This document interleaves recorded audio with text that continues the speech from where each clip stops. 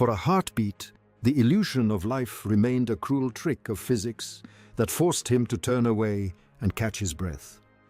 It is moments like these, buried deep within the archives of history, that continue to fuel the global obsession with the night the world stops spinning. Years of forensic investigation, secret testimonies and high-level inquiries have recently unearthed more chilling details regarding Princess Diana's death details that will leave you absolutely stunned. More than 27 years have passed since that black Mercedes S280 crumpled against the 13th pillar of the Pont de l'Alma tunnel. Yet the gaps in the narration are only now being filled with truths once hidden in a fog of mystery. Why was Diana sitting sideways in the car at the moment of impact? Why do leading surgeons now claim her injuries were not necessarily fatal? And most importantly, what was left out of the official story that the public was never supposed to hear? Today, we are stripping away the sanitized headlines to unveil the unbelievable new details that redefine the tragedy of the people's princess. The final days of Princess Diana were not the fairy tale conclusion the public imagined, but a frantic, high-stakes game of cat and mouse played out across the streets of Paris. Just days before her untimely end, she had arrived in the city with her boyfriend, Dodi Al-Fayed, after a 10-day sun-drenched escape aboard his father's luxurious yacht in Sardinia. Diana was at a crossroads, planning to return to London the very next day to reunite with her young sons, William and Harry, after their summer vacation. But the summer of 1997 was also the summer of the curiosity monster, as Johnny Depp once called the media.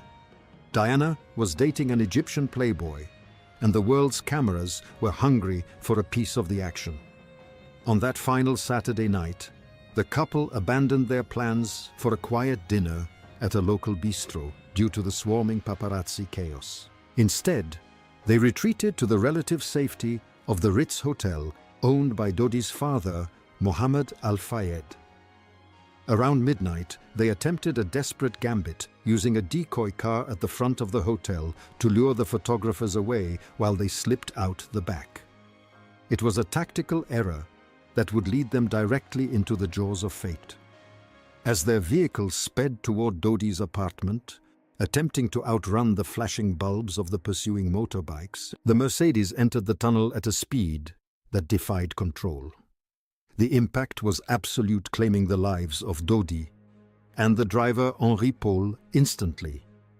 Diana, however, was still conscious when the first responders arrived, a detail that makes the subsequent timeline of her death all the more agonizing to contemplate. In the wake of her passing, the vacuum was filled by a chorus of conspiracy theories, eventually prompting the massive 2004 launch of Operation Paget. These investigations revealed things that were previously dismissed as tabloid fodder.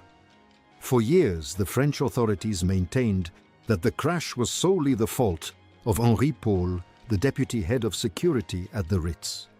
They pointed to the toxicology reports showing he was intoxicated and under the influence of prescription medication.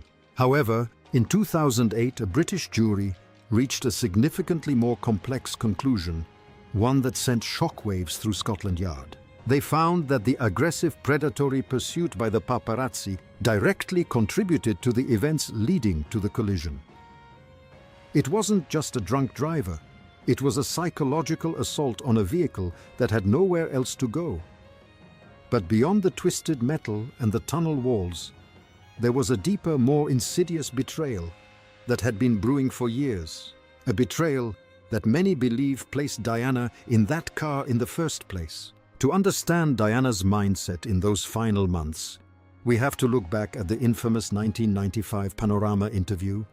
Sitting down with the then unknown Martin Bashir, Diana bared her soul, discussing the three people in her marriage and her own struggles with mental health and infidelity. The interview was a global explosion, leading the Queen to finally demand a divorce. But the secret of how Bashir secured that sit-down is a masterclass in unethical journalism. Years later, a graphic designer for the BBC confessed that Bashir had ordered him to forge bank statements. These fakes were used to convince Diana's brother, Earl Spencer, that members of her own security detail and inner circle were being paid to spy on her. Bashir weaponized Diana's existing insecurities, making her believe she was surrounded by enemies. Once she saw the forged evidence, the walls of Kensington Palace began to feel like a prison. Investigative journalist Mark Williams-Thomas has since illuminated how these manipulative tactics stoked a fire of paranoia that never truly went out. Diana wasn't just afraid of the press. She was afraid of her phone calls being monitored and her movements tracked by dark forces within the establishment. Security expert Graham Harding, speaking publicly for the first time, described how Diana hired him to sweep her rooms for bugs and how she secretly used disposable mobile phones to communicate. She was a woman living in a state of high alert, convinced she would die young in a car crash or a helicopter accident, a chilling prophecy shared with her close friend Roberto Devoric. But the most haunting what if revolves around the medical forensics of the crash itself. In a gripping documentary, cardiothoracic surgeon Tom Treasure reviewed the minute-by-minute medical reports from the night of the accident. When Diana was pulled from the Mercedes, she was conscious, but displaying signs of severe internal trauma. She was sitting sideways in the seat, and because she wasn't wearing a seatbelt, the impact caused a rare and devastating heart injury, a small tear in a pulmonary vein. Dr. Treasure made a staggering revelation: the injury was survivable. Had the intervention been quicker, had the protocols of the French emergency services mirrored the scoop-and-run approach used in the UK, Diana might still be with us today. Instead, the French SIMU team followed a philosophy of stabilization at the scene. They spent precious time treating her in the tunnel, while her internal bleeding slowly drained her life away. By the time she reached the operating table, it was too late. This discrepancy in medical philosophy remains one of the most debated aspects of her death, leading many to wonder if the establishment quietly allowed her to slip away. Then there is the vehicle itself. Was the Mercedes-Benz S280 tampered with? David Price, a forensic accident investigator, conducted a painstaking examination of a second identical Mercedes to compare it to the wreckage of Diana's car. He looked for evidence of foreign objects, small explosives or mechanical sabotage that could have disabled the brakes or steering at a critical moment. While Price aimed to rule out the theories of deliberate sabotage, his work only highlighted how many questions remained. Why did the car collide with a white Fiat Uno? Just before entering the tunnel, the phantom Fiat has become a staple of Diana lore. A vehicle that was never officially found, despite evidence of its paint on the Mercedes bumper. Was it a coordinated roadblock or a tragic coincidence? The mystery of the Fiat Uno is the missing piece of the puzzle that Operation Paget could never quite snap into place. The most sensational claims, of course, came from Dodi's father, Dodi Al-Fayed. He insisted until his dying breath that Diana's death was a state-sponsored assassination. His theory was centered on a rumored pregnancy. Al-Fayed claimed that Diana had told him she was expecting Dodi's child and that the British establishment could not tolerate the idea of an Egyptian Muslim becoming the stepfather to the future King of England. While post-mortem examinations and blood tests found no evidence of pregnancy, and her close friends insisted she was on contraception, the rumor persists as a symbol of the deep-seated distrust between the Spencers and the Windsors. This distrust was further fueled by a letter revealed by Diana's former butler, Paul Burrell. In the note written in October of a year, she described as her most dangerous phase, Diana predicted a plot to cause an accident in her car involving brake failure and serious head injuries, to clear the way for Prince Charles to remarry. The uncanny accuracy of the letter's description, written months before she died in exactly those circumstances, continues to haunt the public imagination. Even the death of her former bodyguard, Barry Manaki, adds a layer of dark intrigue. Diana described Manaki as the greatest love she'd ever had a man who was removed from his post after their relationship was discovered and who died shortly after in a mysterious motorcycle crash.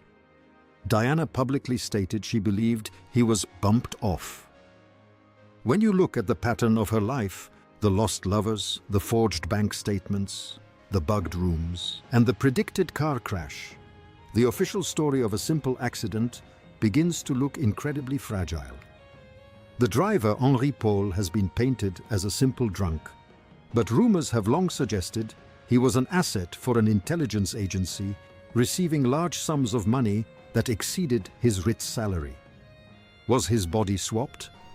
Were his blood samples falsified to provide a convenient scapegoat? While Operation Paget concluded, there was no evidence for a swap. The logistical errors in the testing process left just enough room for doubt to grow. The intentions of the paparazzi on that night have also been re-evaluated.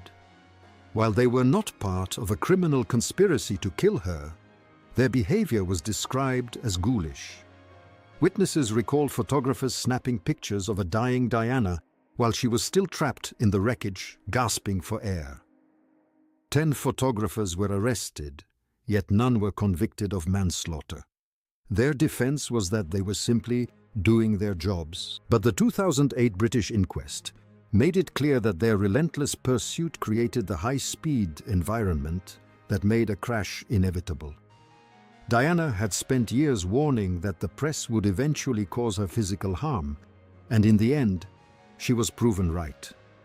The flashes of light reported by witnesses in the tunnel, some suggesting a blinding strobe was used to disorient the driver, only add to the sense that the crash was more than a failure of steering. What we are left with is a tapestry of uncommon occurrences and tragic missteps. The difference in emergency care protocols between France and the UK, the forged documents of Martine Bashir, the prophetic letter to Paul Burrell, and the survivability of her specific heart injury all point to a truth that is far more nuanced than a simple car wreck. Princess Diana was a woman who was systematically stripped of her protection, her trust, and ultimately her life. Whether it was a grand conspiracy or a series of devastating human failures, the result remains the same. A 36-year-old mother was lost to a world that wasn't ready to let her go. Her death wasn't just a chase. It was the culmination of a decade of institutional pressure and personal struggle. As the years continue to roll by, the image of those moving eyelashes in the hospital remains the most powerful symbol of the what could have been. If she had worn a seatbelt, if she hadn't sat sideways to talk to Dodi, if the ambulance had driven faster, or if Martine Bashir hadn't forged those papers, the history of the British monarchy would look entirely different. Diana's untimely death continues to touch hearts because it feels like an unfinished sentence, a mystery that refuses to be solved. We look at the evidence of Operation Paget and the forensic details of David Price, and we see a woman who was fighting for her life long before she entered that tunnel. She was a woman who understood the politics of the palace and the dangers of the spotlight better than anyone gave her credit for. So, as we reflect on these chilling details, we have to ask, was there an iota of truth to the theories that Diana was bumped off? Or was her death the ultimate proof that even the most famous woman in the world can be a victim of a chaotic, disorganized, and cruel series of events? The debate in the comments section of history will never end, but the new insights we've uncovered today suggest that the official narration was only the surface of a much deeper ocean. Princess Diana's legacy is not just her charity work or her fashion. It is the enduring mystery of her final hours, a mystery that reminds us that the truth is often much more unbelievable than the fiction we are told. Thank you for joining us as we delved into these dark corners of royal history. The story of Princess Diana is a reminder that some lights are so bright they are destined to be extinguished too soon. but the echoes of their passing will never truly fade. Share your thoughts in the comment section below. Do you believe the crash was a tragic accident? Or does the forged evidence and the prophetic letter point to something much darker? We read every one of your theories. Remember to like, share, and subscribe to stay updated as we continue to uncover the secrets the world tried to bury. The next video on your screen will take you even deeper into the hidden dramas of the House of Windsor. You won't want to miss it. Until then, keep looking for the truth, no matter how deep it's been hidden. Goodbye for now, and see you in the next one.